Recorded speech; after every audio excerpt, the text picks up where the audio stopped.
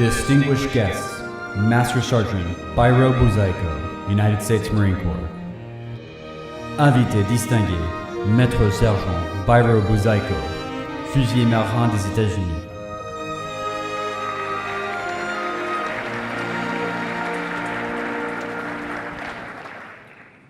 Tonight we gather to celebrate resilience, courage, and the power of transformative experiences.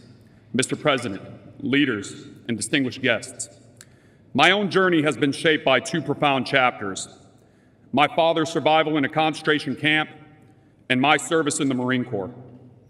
These experiences have instilled in me resilience, offered invaluable perspective, and deepened my appreciation for life's complexities. They underscore the importance of individuals who their courage and sacrifice go beyond the call of duty. Tonight, as we come together to honor such remarkable stories and achievements, let us be inspired by the profound impact one person's journey can have on shaping our world.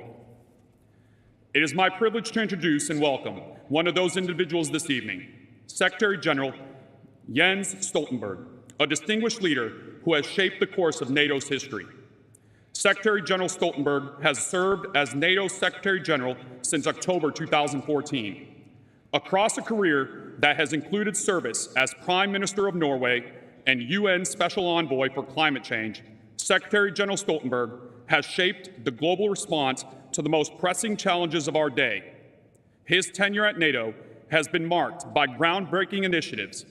Under his leadership, NATO has implemented its largest reinforcement of collective defense since the Cold War, enhancing readiness to address terrorism, cyber threats, and hybrid warfare.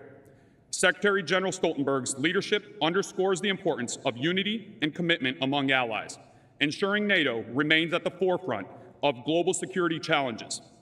Please join me in welcoming Secretary General Jens Stoltenberg.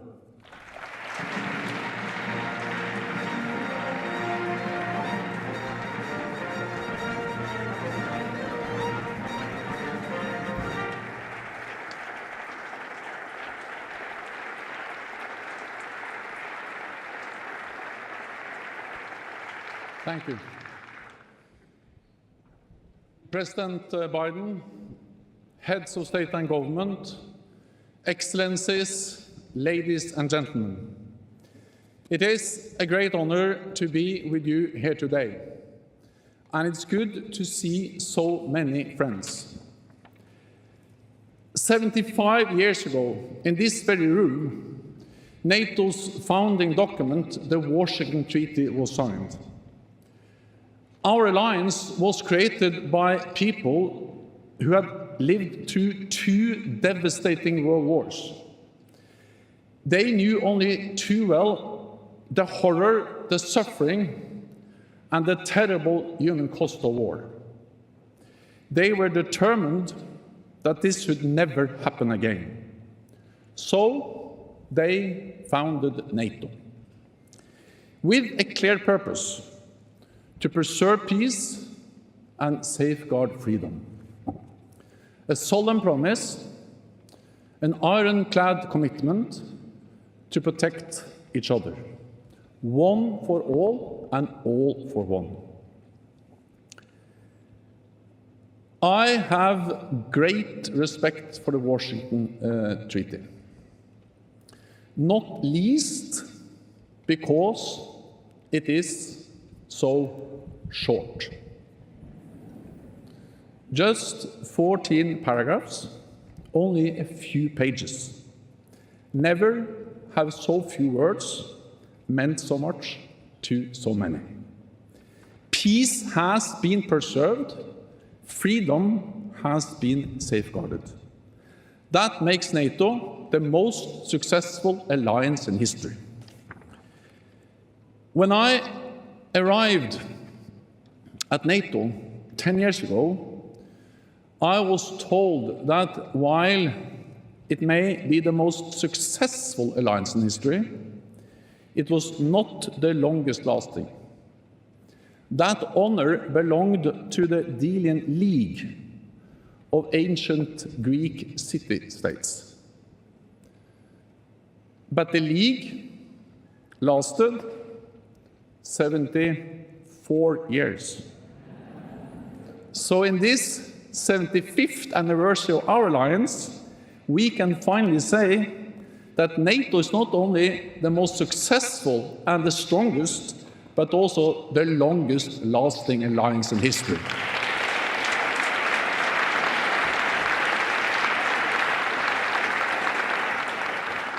To understand the enduring success of NATO, it is important to recognize our transatlantic alliance was never a given. On the contrary, it is a result of deliberate choices and difficult decisions. Starting with NATO's creation. After World War II, many Americans wanted to leave Europe and bring their boys back home, just as the United States did after World War I.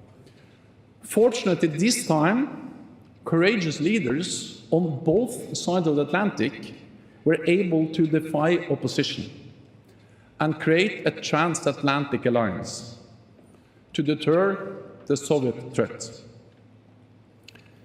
Gradually, a bold and controversial idea emerged that we needed to talk to our enemy to minimize the risk of an arms race spiraling out of control and leading to nuclear Armageddon.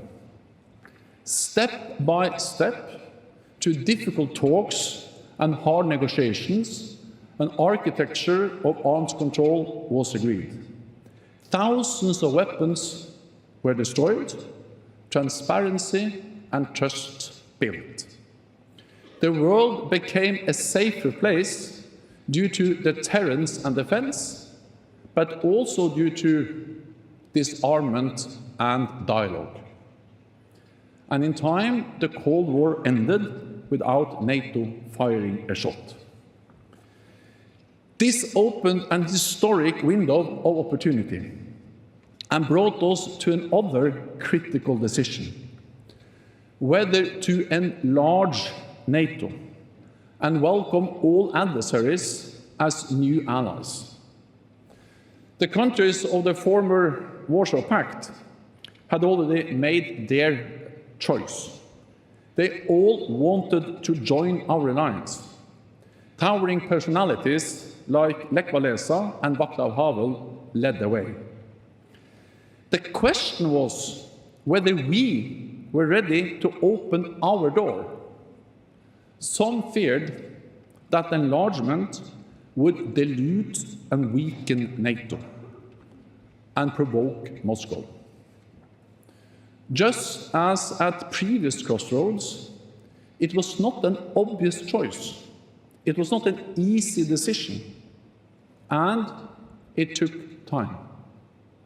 But in the end, we stood up for the right of every nation to choose its own path. We opened NATO's door. Hardly any decision in modern history has changed Europe more profoundly. NATO enlargement unified Europe in a way that was previously unthinkable, paved the way for EU integration, and brought peace and prosperity across the continent. Allies showed clarity and determination then, as we must continue to do now. Russia's war against Ukraine is the biggest security crisis in generations. Ukraine has shown remarkable courage, and NATO allies have provided unprecedented support. But let's be honest, not even our support for Ukraine has been a given. It is not straightforward, because our support comes with costs and risks. The reality is there are no cost-free options with an aggressive Russia as a neighbor. There are no risk-free options in a war. And remember, the biggest cost and the greatest risk will be if Russia wins in Ukraine. We cannot let that happen.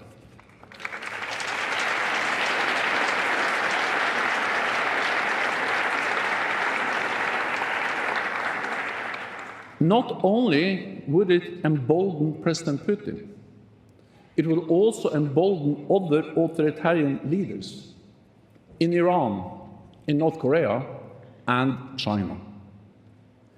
They all support Russia's brutal war. They all want NATO to fail. So the outcome of this war will shape global security for decades to come. The time to stand for freedom and democracy is now. The place is Ukraine.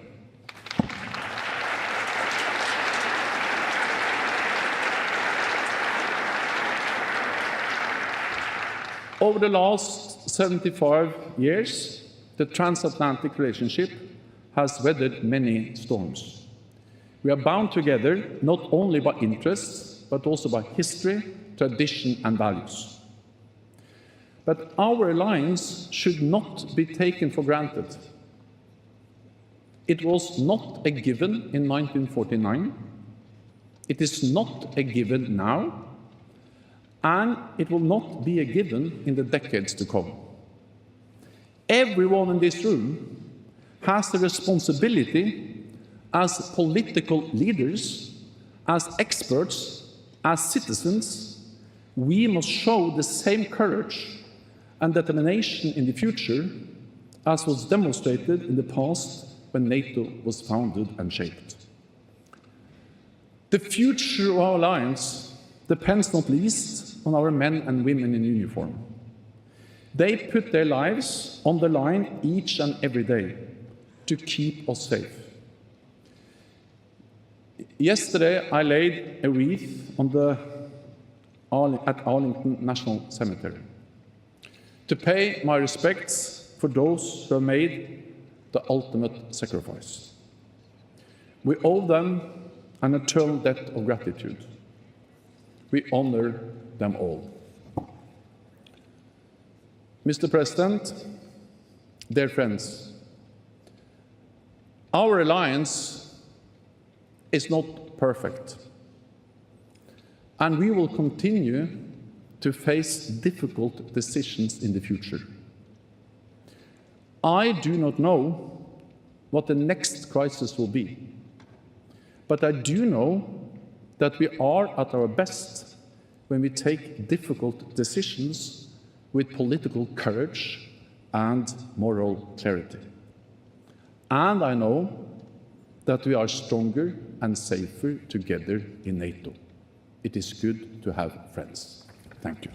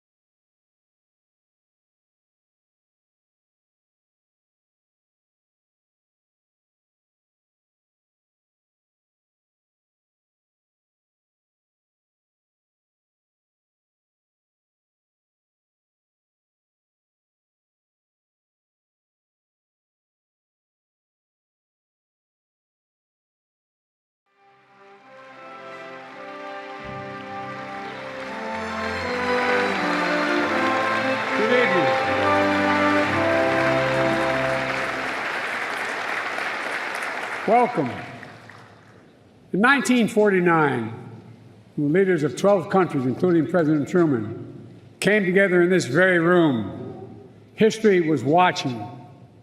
It had been 4 years since the surrender of the Axis powers and the end of the most devastating war the world had ever known.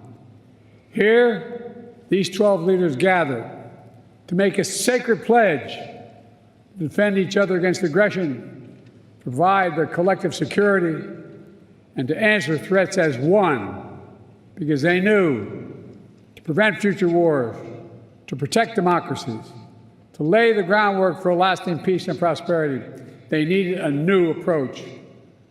They needed to combine their strengths. They needed an alliance.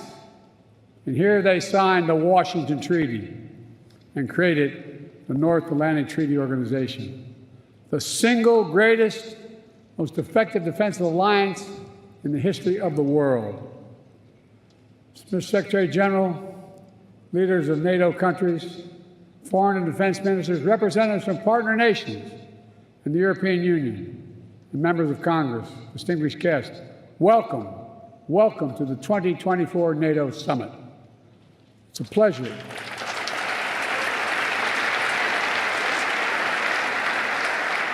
It's a pleasure to host you in this milestone year, to look back with pride at all we've achieved and look ahead to our shared future with strength and with resolve.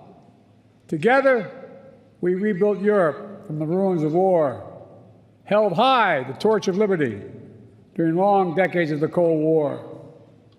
When former adversaries became fellow democracies, we welcomed them into the alliance. When war broke out in the Balkans, we intervened to restore peace and stop ethnic cleansing. And when the United States was attacked on September 11th, our NATO allies, all of you, stood with us, invoking Article 5 for the first time in NATO history, treating an attack on us as an attack on all of us. A breathtaking display of friendship that the American people will never, ever forget. Through all this history, when great changes occurred, people would ask, can NATO adapt? And every time we proved we could adapt, and we did, evolving our strategies to stay ahead of threats, reaching out to new partners to increase our effectiveness.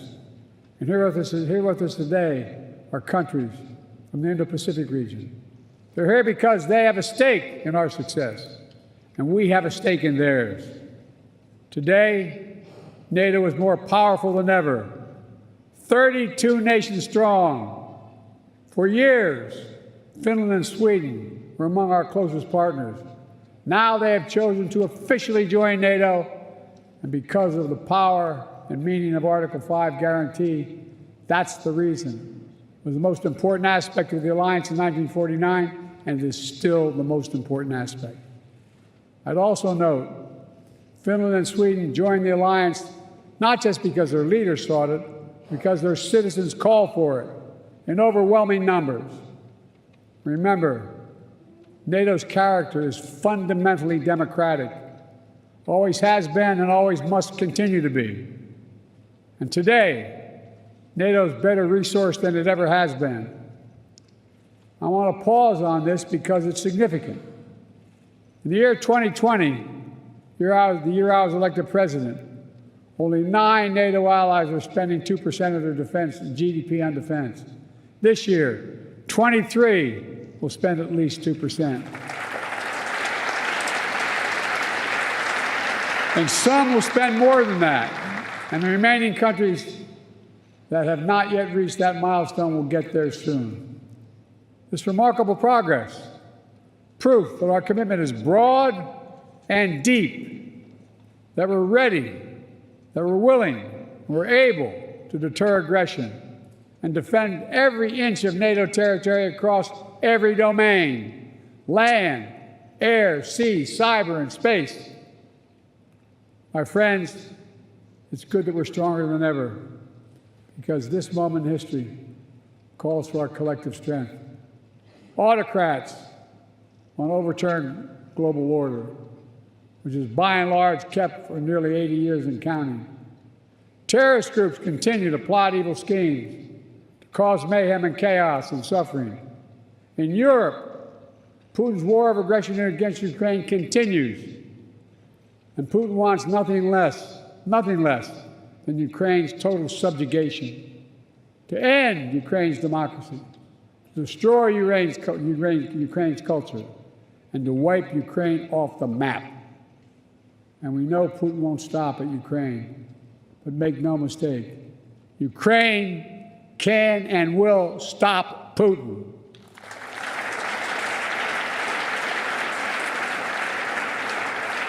Especially with our full collective support. And they have our full support. Even before Russian bombs were falling in Ukraine, the alliance acted. I ordered the U.S. reinforcements at NATO's eastern flank. More troops, more aircraft, more capabilities. And now the United States has more than 100,000 troops on the continent of Europe. NATO moved swiftly as well, not only reinforcing the 4 existing battle groups in the east, but also adding 4 more in Bulgaria, Hungary, Romania, and Slovakia, essentially doubling NATO's strength on the eastern flank. Together, we've built a global coalition to stand with Ukraine. Together, we provided significant economic and humanitarian assistance. And together, we've supplied Ukraine with weapons it needs to defend itself. Tanks, armored fighting vehicles, air defense systems, long-range missiles, and millions of munitions. The United States and nearly 24 allied partners have signed the bilateral security agreements with Ukraine, and more countries will follow. Today, I'm announcing the historic donation of air defense equipment for Ukraine. The United States, Germany, the Netherlands, Romania, and Italy will provide Ukraine with the equipment for 5 additional strategic air defense systems. And in the coming months, the United States and our partners intend to provide Ukraine with dozens of additional tactical air defense systems. The United States will make sure that when we export critical air defense interceptors, Ukraine goes to the front of the line.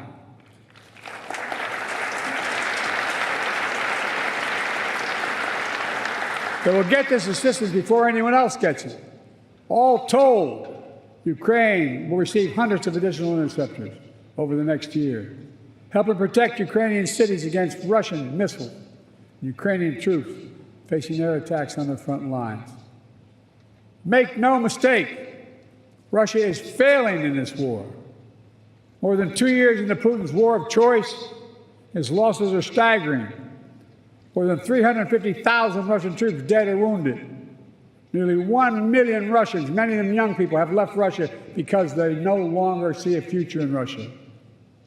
And Kyiv, remember, fellas and ladies, was supposed to fall in 5 days, remember? Was still standing 2.5 years later and will continue to stand.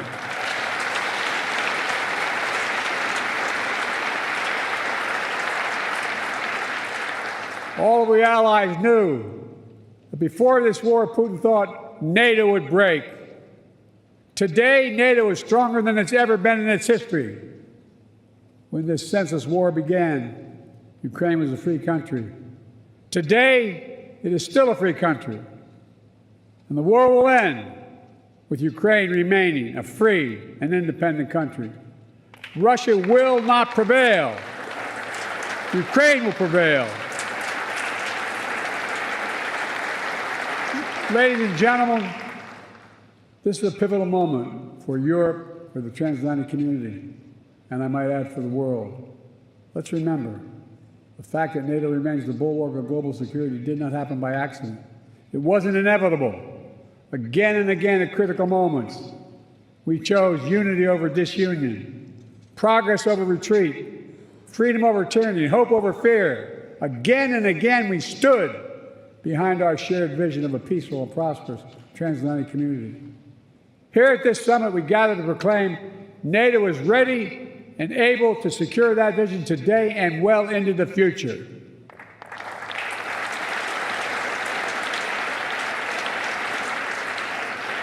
Let me say this. An overwhelming bipartisan majority of Americans understand that NATO makes us all safer. The fact that both Democratic and Republican parties are represented here today is a testament to that fact. The American people know that all the progress we've made in the past 75 years has happened behind the shield of NATO. And the American people understand what would happen if there was no NATO. Another war in Europe, American troops fighting and dying, dictators spreading chaos, economic collapse, catastrophes. Americans, they know we're stronger with our friends, and we understand this is a sacred obligation. As President Reagan put it, and I quote, "If our fellow democracies are not secure, we cannot be secure. If you are threatened, we are threatened. If you're not at peace, we cannot be at peace." Reagan knew it then, and we know it now. Our nations will continue to keep faith with what we pledged in years to come. Now, if you'll indulge me, I'd like to end my remarks in a slightly unusual way. NATO is an alliance of nations, but also made up of leaders. And one person in particular has done an extraordinary job leading NATO for the last decade. Secretary General Stoltenberg, would he come forward?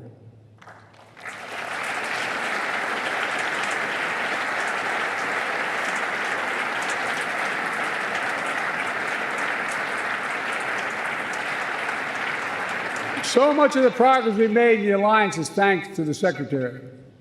He's a man of integrity and intellectual rigor, a calm temperament in a moment of crisis, a consummate diplomat who works with leaders across the political spectrum and always finds a way to keep us moving forward. Secretary, you've guided this alliance through one of the most consequential periods in its history. I realize, I was talking to your wife, I personally asked you to extend your service. Forgive me. And you put your own plans on hold. When the Russian war in Ukraine began, you didn't hesitate. Today, NATO is stronger, smarter, and more energized than when you began.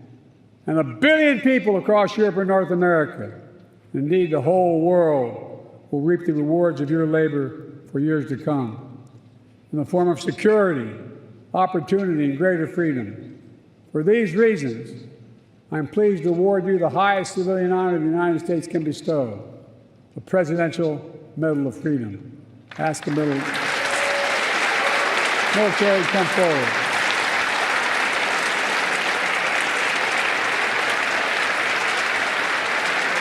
I'm asking to read the citation.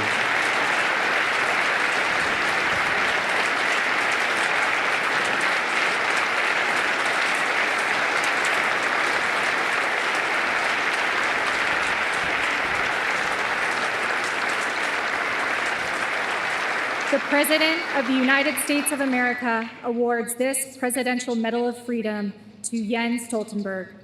A visionary statesman and ceaseless defender of democracy, Secretary General Jens Stoltenberg has guided the NATO alliance through the most consequential decade for European security since World War II. When Vladimir Putin launched his brutal assault on the people of Ukraine, betting that NATO would break, Secretary General Stoltenberg proved him wrong.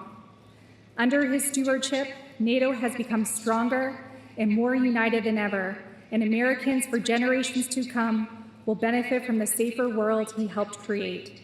He demonstrates that the core truth of the alliance is as powerful now as it was 75 years ago.